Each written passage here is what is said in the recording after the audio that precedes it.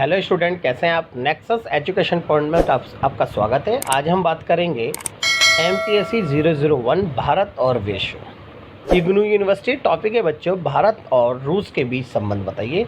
भारत और रूस के बीच संबंध मोस्ट वेरी इंपॉर्टेंट क्वेश्चन है। चलिए देखते हैं। शीत युद्ध की समाप्ति के बाद भारत और रूस के बीच संबंधों में कई बार उतार चढ़ाव आया।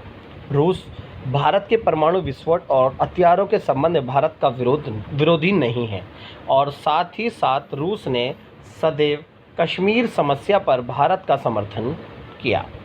अगर बात करें भारत और रूस के पर बात कि रूस में भी समाजवादी अर्थव्यवस्था है और भारत ने भी समाजवाद को अपनाया, और 1965 के भारत पाकिस्तान के युद्ध में रूस ने हमारा साथ दिया।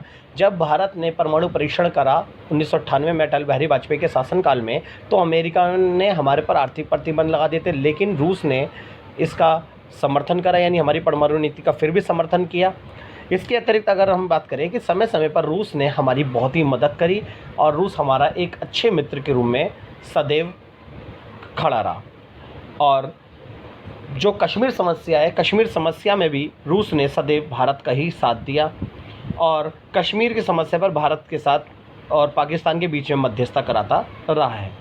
और साथ ही साथ रूस ने सदैव कश्मीर समस्या पर भारत का समर्थन किया। नई शताब्दी में भारत और रूस के बीच मधुर संबंध स्थापित हुए हैं।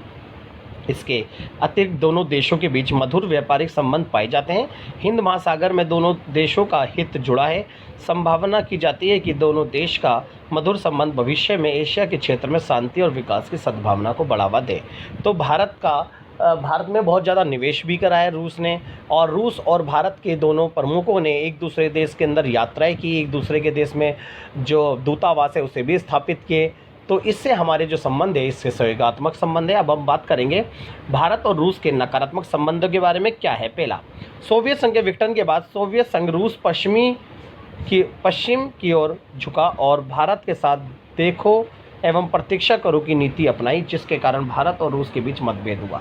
तो रूस ने, जब सोवियत संघ का विघटन हो गया तो एकमात्र रूस बचा, और रूस ने पश्चिम की ओर जो उसका झुकाव था, उनने देखो और प्रतीक्षा करो की नीति का समर्थन किया, और साथ ही साथ में जिससे भारत और रूस के बीच में मतभेद हुआ, और भारत को रूस एक तरह से ऐसा लगने लगा कि रूस भारत से दूर जाता रहा है सोवियत संघ के विघटन के बाद। दूसरा, सोवियत संघ के विघटन के बाद रूस ने संयुक्त राष्ट्र संघ में एशिया को परमाणु मुक्त क्षेत्र बनाने संबंधी प्रस्ताव का समर्थन किया। यानी सोवियत संघ यानी यूएनओ के अंदर एक प्रस्ताव रखा गया था कि एशिया के अंदर कोई भी परमाणु शक्ति मुक्त बनाना है, यहाँ पर कोई परमाणु धारक देश स्थापित नहीं करना है, यानी कोई देश को परमाणु नहीं बनने देना है। तो इसका उन्होंने समर्थन किया था। इससे भारत और रूस के बीच मतभेद बढ़े, क्योंकि भारत परमाणु शक्ति संपन्न देश बनना चाहता था, तो इससे भी घनिष्ठ हुए। दूसरा, रूस ने 1991 में पाकिस्तान मुजाहिदीन गुट का समर्थन किया, जो आतंकवादी थे। इसलिए भारत और रूस का मतभेद और भी गहरा गया। यानी भारत ने सदैव आतंकवाद का घोर विरोध किया, लेकिन जो 1991 पाकिस्तान में एक मुजाहिदीन एक गुट था, लेकिन रूस ने उसका समर्थन किया, जिससे भारत और रूस के संबंध जो थे वो खटास में पड़े। 1992 में क्रोमोजेनिक इंजन तथा उसकी तकनीक की खरीद को लेकर भारत और रूस के बीच गहरा मतभेद उत्पन्न हुआ गया, क्योंकि उसने इंजन तो दिया परंतु तकनीक नहीं दी। तो 1992 में हमने उसे क्रोमोजेनिक इंजन खरीदा था, जिसके कारण उसने हमें इंजन दे दिया लेकिन तकनीक नहीं दी, जिससे हम दोनों के संबंधों में खटास आई। परमाणु विस्तार के लिए भारत रूस से सहयोग की मांग करता रहा है, परंतु अमेरिका की वजह से रूस ने सहयोग देने से इनकार कर दिया, जिससे दोनों देशों के संबंध में खटास आई।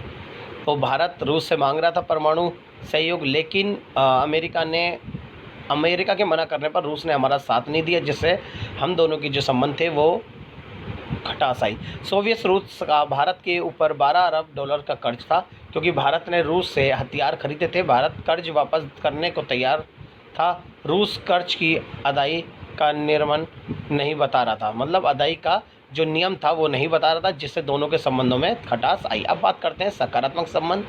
1998 भारत के द्वारा किए गए परमाणु परीक्षण पर रूस ने हल्की प्रतिक्रिया व्यक्त की और कई प्रतिबंध नहीं लगाए। तो इसका मतलब है कि 1998 के परमाणु जो नीति थी भारत की, परमाणु परीक्षण था, उसका उन्होंने अप्रत्यक्ष रूप से समर्थन करा, और उसका कहीं ना कहीं परीक्षण रूस ने हल्की प्रतिक्रिया तो जताई, यानी थोड़ा समर्थन करा और कुछ प्रतिबंध भी हमारे से हटाए, लेकिन खुलकर नहीं आ सकता था ना, क्योंकि सुरक्षा परिषद का प्रस्ताव था रूस ने, लेकिन अप्रत्यक्ष रूप से हमारा समर्थन ही करा। दूसरा, जिससे दोनों देशों के संबंध मधुर हुए। अब दूसरा है 1999 में भारत पाक के बीच जो भारत पाकिस्तान के बीच में कारगिल युद्ध हुआ था, उसने रूस ने तो पाकिस्तान से सोना जो सेना थी, सोना नहीं सेना थी, 1999 में जब भारत पाकिस्तान का युद्ध हुआ था तो रूस ने पाकिस्तान से सेना को अपनी सीमा के अंदर ले जाने की बात कही, जिससे दोनों के संबंध जो थे मधुर हुए। उन्होंने ये जो फैसला लिया था भारत के हित के नहीं लिया था। पाकिस्तान द्वारा भारत में आतंकी फैलाने के विरोध के रूप में पाकिस्तान को आतंकवादी गतिविधियां समाप्त करने का परामर्श दिया है, यानी जो पाकिस्तान के द्वारा जो आतंकवादी गतिविधि होती है भारत के प्रति, तो रूस ने इसको दूर करने का हमें परामर्श दिया और हमारे साथ हमेशा खड़ा रहा, जिससे हम दोनों के संबंध मधुर बनते हैं। फिर है नई सदी में भारत और सोवियत संघ के बीच आर्थिक और व्यापारिक समझौते हुए। इन समझौते के कारण व्यापार में वृद्धि हुई, अर्थ भारत और रूस का संबंध मधुर हुए। अगर हम बात करें कि दोनों ने आर्थिक और व्यापारिक समझौते हुए और बहुत सारा व्यापार को बढ़ावा दिया, निवेश करा, जिससे दोनों के संबंध मधुर हुए। अब है सोवियत संघ में भारत के साथ कई ऐसे समझौते हुए जिससे भारत संयुक्त रूप से सैनिक उपकरण तैयार कर सका, यानी हमारे को सोवियत संघ ने समय समय पर बहुत सारे सैनिक उपकरण दिए, जिससे हमारे पास सेना के जो हथियार हैं वो बनने में सक्षम हुए। 1979 में सोवियत संघ ने भारतीय महासागर को शांति का क्षेत्र घोषित किया, जिससे हम दोनों के संबंध मधुर हुए। नेक्स्ट है 1980 में सोवियत संघ ने भारत को 1300 करोड़ की सैनिक सामग्री से सहायता की। 1985 में दोनों देशों के बीच कई तकनीक और वैज्ञानिक समझौते हुए। तो समय समय पर 1980 में हमारे 1300 करोड़ की सैनिक सामग्री तो दी थी, इसके साथ साथ 85 में हमारे साथ तकनीक और विज्ञान के क्षेत्र में हमारे बीच समझौते हुए, जिससे हम दोनों के संबंध मधुर हुए। तो ये भारत और रूस के संबंध थे, इसे अच्छी तरह आप तैयारी कर लीजिएगा। चलिए, अगर आपको हमारी वीडियो अच्छी लगी तो हमारे चैनल को सब्सक्राइब करें, लाइक कमेंट शेयर करना ना भूलें।